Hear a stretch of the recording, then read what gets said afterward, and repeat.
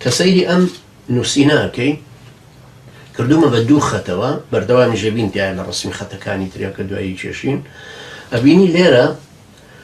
محمد كوري المخرين كسعود كوريتي دعاء محمد كوري سعود محمد كوري سعود لقال محمد بن عبد الوهاب رحمه الله لصالح زار حوصة بنجاو شوارا اتفاقك أكن بيكو شيخ محمد بن عبد الوهاب رحمه الله شاش كوريا كتيهبو كشكينا فاطمة يشوينا كردوا زرتينية هي الله صاحبة الهجرتين كجارك شوبو رأس الخيمة كأسل الإمارات جارك يشبو عمان دعاي قراو تبو الرياض ليوكوشي دعاي كردو شاشكو ركي تري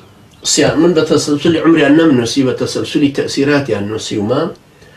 عبد العزيز وحسن وإبراهيم أمسيانا أمدواني عن عبد العزيز وحسن شكو كركاني خوي وايا علي وحسن وحسين وعبد العزيز وإبراهيم وعبد الله حسن وعبد العزيز لتمني خويا كوتشي دوايان كرد بلان حسن باوشي عبد الرحمن كعبد الرحمنش باوشي عبد اللطيف صاحب كتابي فتح المجيد دواي إبراهيم إشا وجاف شوربو أوش رحمتي خوي لبر كوتشي دواي كرد هيك اللي بجانا معه أنجا أماني تردين علي كوري أويك برديان بو مصر لبي كوتشي دواي كر عادي خوي لبي بمردني خوي مرد أنجا كوريشي أو هناي محمد يجل خزمتي تركي كوري عبد الله كلا دواي أم زنجيري دير أم تركي كوري عبد الله كبيتر دولتي دومي أهل سعود دولتي دومي سعودية كان هري شكل أمانة لخزمتي أوانا بون يعني الدين ودولة هروكو يك جدابون ليكتري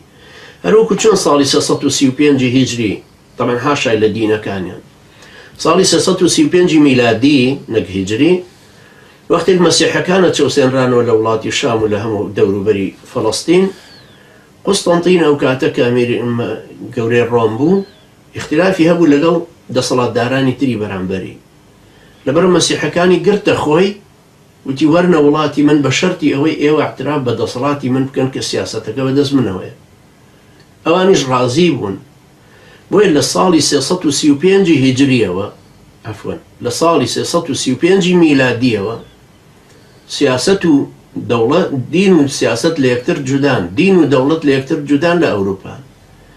بويا يسألوا سرماء داريك هات ولاتي إما وحركتي استعماري وحركتي فكري وشبو لشارستانتي كهاد نيهشت دينكي إما حاكم لبرو أم دين ودولتي ليك جدا كرد بولا ولاتي خوي بهمان شيء واللي وش شون بابا درزبون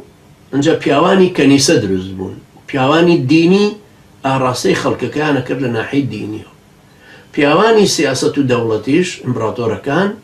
وملكة كان ودوايتر سيستمي فيوداليزم يعني دربقي أوانش أراستي إداري دولة وخلق كان كر إدارة أراسي كومالقكا بالعين السياسي أوي محمد بن عبد الوهاب رحمه الله هر لي كم روجو كوي اتفاقي أنكر محمد كوري سعود خوي ونوكاني بربرسيتي أراستي سياسي دولة كان أو كياني كدرست بجات شند بتشوك هر درعية يا قورتنا بشكل حلزوني كي كباس ماكر تاقات أم خريتي كعربستاني السعودي لازار نصط وسيودو هيتي لم ختي ترى بهمان شيء وأبيني محمد كوري علي لخزمتي تركي كوري عبد الله هروكو كعبد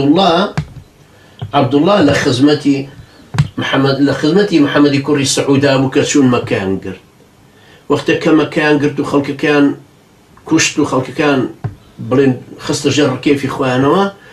عبد الله كوري محمد كوري عبد الوهاب وتاركي لما كاداك الله إمناهرين نوجكان جو حنفيانا كأي كان بوشي وإخوان بيكنا بها سكونت لنا ونوجكا درس كانوا هندشتي تركا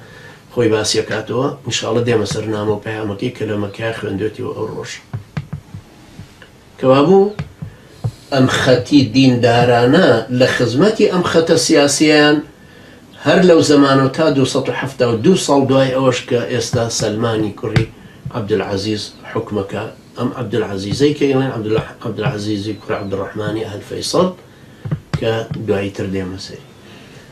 شيخ محمد بن عبد الوهاب رحمه الله ككوتشي دواي كر أم كرانا شيهبون أمانا عبد العزيز وحسن وإبراهيم أما دوري كزور قوري النبو انجا علي ككركي محمد لخزمتي تركي بن عبد الله يا أبو انجا حسينش كتاوي شور بو بينش كوريها بو كعلي وعبد الرحمن وحمد وحسن عبد الملك حسن عبد الله ابو عبد الله حسن هنجا ليرة كوتاي بيدي ليرة زرتي امان وستا ام جماعتها مي بيانولن آل حسين استاج لسعودي بيانولن آل حسين نك آل الشيخ إبراهيميش أم كراني بو حسن وعمر وعبد الملك حسنيش عبد الله عبد الرحمن يبو إسا أمانة هرهن لعربستان السعودي بيانو ترى آل حسين أو كدرولة بينا زياتر عبد الله يا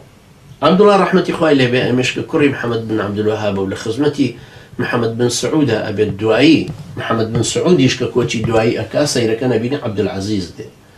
دوائي أم عبد العزيزش سعود دي كبيرا سعودي قورا كألن جامعي إمام محمد كوري سعود أما جاب معنا أو ترتو لير إمام سعودي قورا ليروي تلقبي إمامي أنا دنيا بو الشرعيتي كي زورت بها كوكي خليفة ناشتو أنا بلان خليفة تشوك خليفة هي ولو بناوة دولة عثماني خلق بخليفة إيروانيا أو سلطاناني دولة عثماني ألي رشو أنجا عبد الله كوري سعود دي وأمان لخزمتي آبا عبد الله شكرا كتري هنا سليماني كوري عبد الله كوري محمدي كوري عبد الوهاب أو يك كتابي مختصر السيرة كيها أو يك كتابي تيسير العزيز الحميدي هيك وتم حجم شي قوليها وهروها يتشي تلا كتابة كان بريتي المكفرات النافعة الكلمات النافعة في المكفرات الواقعة كأيشر كتابك شاب كراهو أنجا كورا كيتريش يعني عبد الرحمن أولا مصر كوتشي دعيكر كورا كيتريش يعني علي أو سربازة كاني إبراهيم باشا كوري محمد علي باشا بو كشتيان لنجد لكاتي الروبا روبونوي جيش كان يعني باس منطقنها أو تأكيد ما لو كردوكا دو طرف هن طرفك دين دار وراستي دينيا كأكنو كاروبار فقه كان يوم بدست بو يدعي تريش كاروباري قضاء قرنا بردست لم دولتي السامي عربستاني السعودي أو شيء اللي أسلنا هيك يعني بينامنت وحتى أمر بمعروف نهي عن المنكر كش استال بردستي كركاني آل سعودان زياتر أوان منفذي تريان بودرس كردو أوان بزنجير درس إن شاء الله دينا سري